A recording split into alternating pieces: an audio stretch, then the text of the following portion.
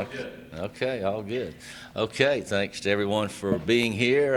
We're going to shift the schedule a little bit today and let Coach Gary go first. You might notice it's a slim schedule this week. It's finals week on campus. Student athletes are taking finals, so we've got one game on tap. Coach Gary's team will welcome in Morehead State on Saturday.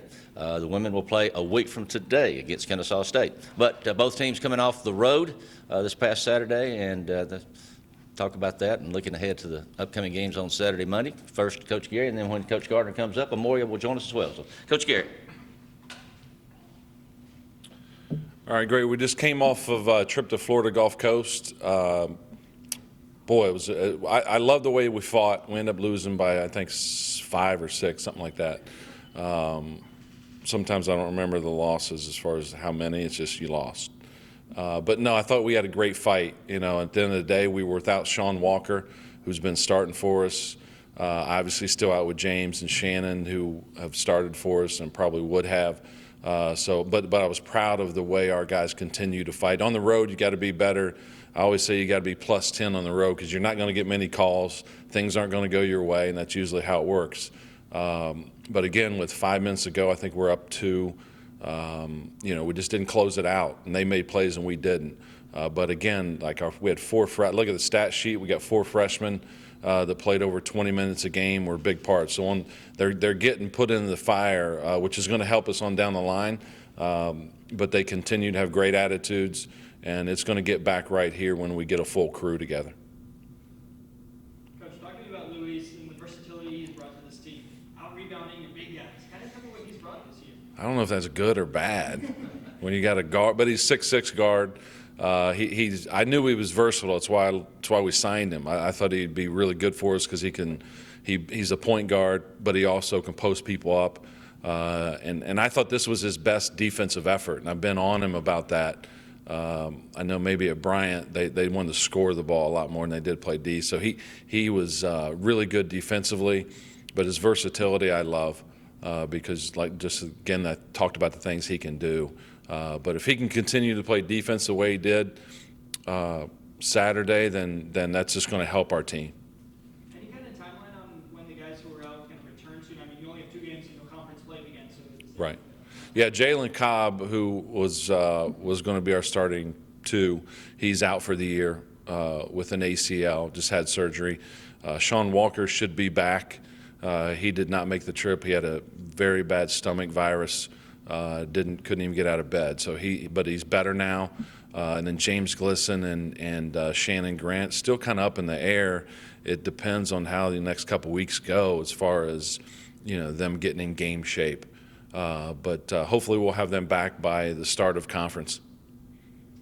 I know I asked you about him after Middle Georgia State, but for TJ, I know he's got some minutes now back-to-back games. That was a big one for him from a confidence perspective. Would you say coming off the ACL? Yeah, I agree with you, Connor. I think he's just scratching the surface. Again, he's a versatile player. He hasn't played in a long time, like I said before, but the more he plays, just the better feel and the more comfort level he's getting. He's trusting the knee because it's completely recovered, and I love his ability to defend and rebound. Now we just got, and that's usually the easiest things that you can do to help your team, and he's doing that at a high level. The offense is going to come. Offensively, you got it. It's hard sometimes because you got to get your feel back, and his shot that you got to get rhythm and you got to get repetition for shots in games. And that's what he has not had. But the defense and rebounding can help us right away. And I thought the last game out, he really looked like he had some of his wind back, like his game shape back, which that's only going to help us because it gives us more depth. When you sign a guy coming off an injury like that, from like a just trust perspective and what you see on the tape, I mean, you mentioned defensive rebounding, but how does that process go? I liked him before he tore his ACL, and now people were coming back from ACLs, and they continue to. So I wasn't concerned about that. I knew it would take him some time to come back. If we didn't have those other injuries, he probably would have been redshirted, to be quite honest. But he's going to help us here, on down the line in this conference. Coach, final 2 games before you get into conference play, tough conference, I would say. What are you looking to get out of of these last 2 games? Some W's. That's number one. We've been very competitive, and I keep saying that over and over. Our guys have had great attitudes. We just got to get back up and continue to work. There's no magic wand you can shake at. You just got to continue to help each other, stay together, and not go separate ways when things necessarily aren't going your way. Have positive attitudes and keep working every day.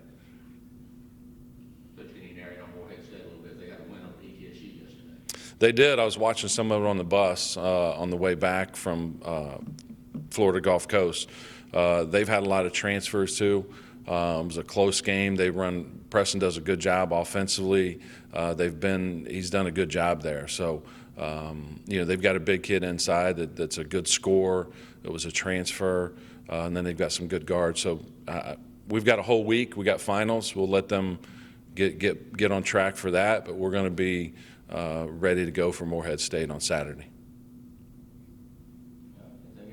Awesome. Thank you. All right. Coach Gardner.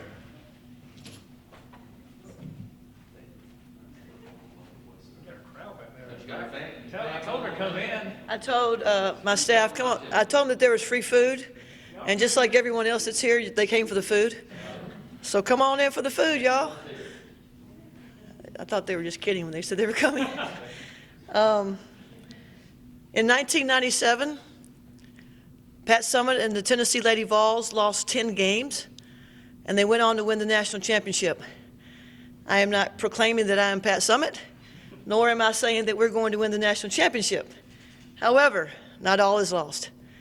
And so it is what it is, and I'm not panicking, I'm not depressed, I'm not loving what's happening, but, we're going to be fine. Coach, you say you're going to be fine at the end of that Troy game. The last quarter was pretty solid. That press defense looked good as well. Kind of tell me what sparked that last quarter, and you're hoping to take that momentum maybe going forward? I think you need to ask Amoria Neal-Tysor that question. Hold that thought. It was the first time this year that we had dug ourselves a hole that deep and then fought back and gave ourselves a chance. And again, I think that's a good Amoria. I'm not trying to be a smart aleck. I think that's a really good player question. We knew. I rewatched the game. I put myself through that again to watch the first half when I got home and the second half the next day. And I didn't really realize, Maury, we were down 10 with like around 2 minutes to go. It wasn't even like we fought back casually. It was like we didn't even start pressing until about 3 minutes. So I'm thinking, Susie, why didn't you press earlier? Was one thought. But one, we don't work on a press. Pressing is not what we do. But one reason I don't work on it is because sometimes when you're in that moment as an athlete, you just got to just go. You just like let your instincts take over, get tips, go crazy, get loose balls, and that's kind of what happened. It's not like we prepared for that, but I was happy that we did give ourselves a chance. Hal hit some big shots. We made some good decisions at the end. 30 points in a quarter is pretty daggum good. But at the end of the day, we got to quit digging ourselves in that type of a hole.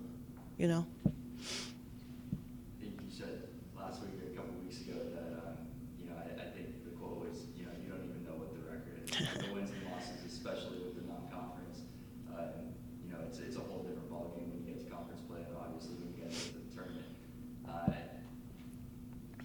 At what point do you have to start navigating it and say, hey, don't worry about the record to your team, and let's hone in on what we can control. Is the record a big part of it? No, to me, no. No, it's not fun. Do I wish that we weren't? But no, it's not. It's not like, I won't say that, but the record starts mattering come SoCon. Starts to matter, not mattering. I don't think that's a word. The record starts to matter come SoCon.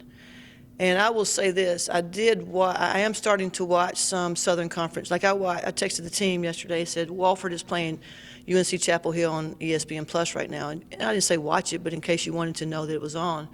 And there are a lot of transfers in our conference have made some of these teams a lot better. Wofford is one that Amoria and we went to Asheville for the media day. They're really confident. There's some really good teams right now. And I'm starting to think ahead, and I've even shared it with the team, that sometimes what we're doing in practice and sometimes what we're preparing for has nothing to do with our next opponent. It has to do with us getting ready for the opponents in January and February, because I know in my head that, you know, certain teams have certain great scorers, and we don't yet have a defensive stopper yet on the perimeter. So in my mind, I'm thinking, okay, who's going to be our defensive stopper just in general? And right now, quite honestly, Amoria is playing the best defense of anybody on the team. But at the same time, I'm asking her to be the leading scorer and to be the point guard and, you know, assist, you know, do it and be the pulse of the team and be the, you know, everything about it. And so to be also the defensive stopper is a lot to put on somebody that's going to play 38, 40 minutes. So we still have some questions out there. In fact, our starting lineup is not etched in stone. I mean, there's going to be some tweaks made, because what I do. No, I'm not answering a question. I'm just going to talk right now. You know, you get to play based on what you do at practice. And if you're not showing up at practice and you're not competing and you're not rebounding, you're not hitting, you're not going to get to play as much in a game. And they know that. But then all of a sudden, your person that's starting in front of you gets in foul trouble or is not playing well, and then that person gets a chance, and then they have a really good game. So now I've got this inconsistency. It's okay, well, this person just had a good game. Let's see if she can bring it in practice. So there's going to be some shifting, because right now, some people that what they're doing in practice is not translating to the games, and vice versa. And so it's very tricky. I've got a couple of players that I know for sure should be starting, and it's obvious who they are, that bring consistency. And what I'm looking for, quite honestly, right now is yeah, it stinks to lose. It did not feel good driving home. It did not feel good waking up yesterday or this morning. It still had a little losing hangover. But at the end of the day, it's my job to figure out what's going to make this team successful. And is it always the best 5 players? Not necessarily. What people perceive as the best 5 players. Sometimes it's the best 5 people that work best together. And I think that we're learning that kind of the hard way. What we have learned is that I know now, because we've been pressed so much, that Amoria is our best press breaker. And we're not going to put Howard up there in the top. We're going to put her baseline like we did versus Georgia, and she can do what she does, and not put her in a position that she's not as successful at. I know now who our best rebounders are. I know now who knows our plays. You know, I know a lot of stuff now. So it's my job with this information that I have as the coach is to put the right people together at the right time. And we're still not there. And we still got hard games, you know. But we're going to be fine. Coach, and you say you know all this now, and you've got a few days off until that next game, right? So what are you looking to implement as soon as you can in this little week break you have? Typically what we implement is during this exam time that I've been a part of for many, many years, is typically what I do is put wrinkles into offenses that we already have. But we're maybe not there yet with this team. So what I typically do may not happen. I think where I'm at with this team right now is we can't necessarily move forward. It's like math. I tell them all the time, it's like math. You can't move forward in the math class if you don't have the foundation of this problem. You can't jump over to that problem. You have no clue how to fix it. So right now we're still at this math problem. And until we fix this math problem, we can't move forward to the next one. So we're still going to try to work on some of our defensive change. Right now, the only defense that we're able to run is man. Well, in the past, I've had man, I've had chase, I've had triangle in 2, and I've had 33. Right now, we have one defense that's working. Would I like to have more? Yes. But does it make sense to be a jack of all trades and master of none? No. Right now, we have to work on, let's solidify our man defense. And so that we may just be stuck there. That's okay. That just may be the makeup of this team. The other part, though, that we're going to try to implement this week is because we're not going to spend as much time preparing for Kennesaw, is that we've got to get competitive. And that is, and we've implemented some drills that Maury's been a part of, that we've got to compete against each other. And I'll match up so-and-so versus so-and-so and so-and-so versus so-and-so to see who's going to compete the hardest. And after that drill, that may just let me determine, okay, this person is going to compete no matter what. So it's not exactly where I'm used to being in December, but it's where we are, and I'm the coach, and I got to figure it out. With a lot of fresh faces, do you ever believe there's pressure on them because of all the success you guys have achieved in the last few years? Do you believe these newcomers have a certain sense of pressure when they get that opportunity to step up? Do you believe that kind of is a hindering factor this year? I don't know.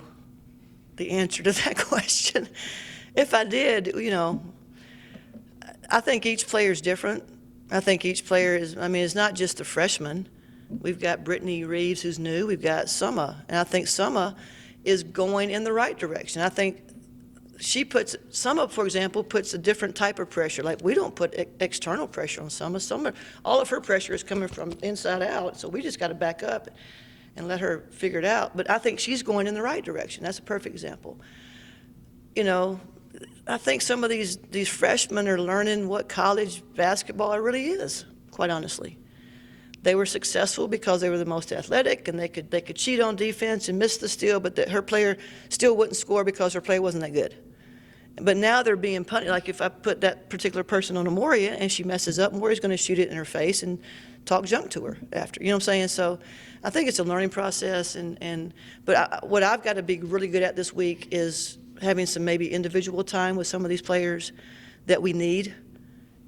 And sometimes has zero to do with X's and O's this day and age. I'd say 80% is here. 80% is here. Because X's and O's ain't changed since I've been here. So don't use the word ain't, that's inappropriate. But I said that for emphasis. Any other questions? Okay. Thank you, Coach Yard. Amoria, let's see you top that. And really want to know about, she said about talking trash. I don't know if you want to start off with that, just kind of slide by that. Amoria Neal-Tysor from Sanford, North Carolina, leading the team currently 14.8 points per game. Amoria?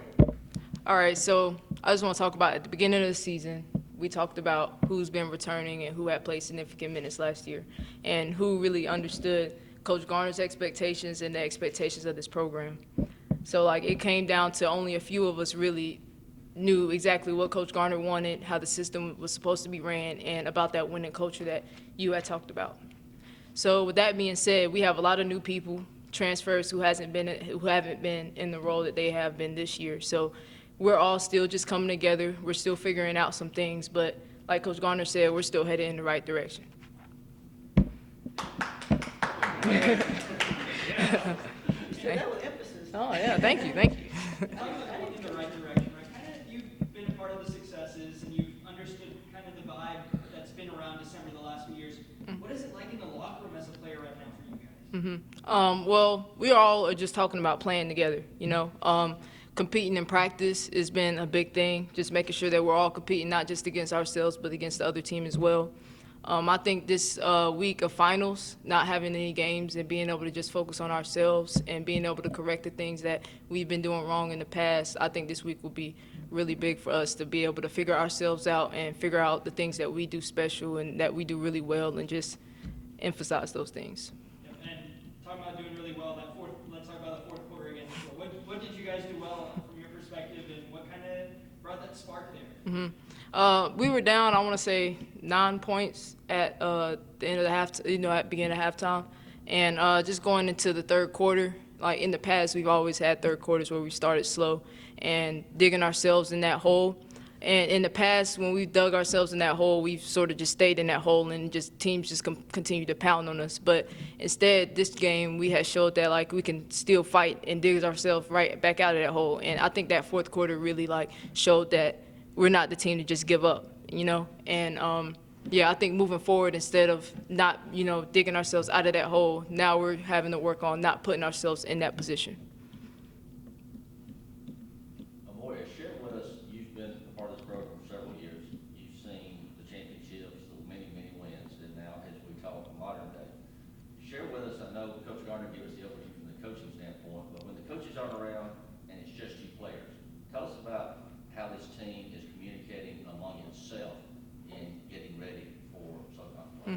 I want to say this year we probably had the most conversations that we've ever had as far as player to player, coaches to player, just whatever the conversations may be. But we're talking more, and I think that we have a lot of people who aren't really sure about their role on the team. And just being able to, me being older and understanding Coach Gardner's expectations and understanding how this system should be ran, just doing whatever I can to help motivate our team to, we may be down, but this isn't end all be all. Like, we still have a chance. We still have a full season ahead of us, and we're still preparing ourselves for that conference play.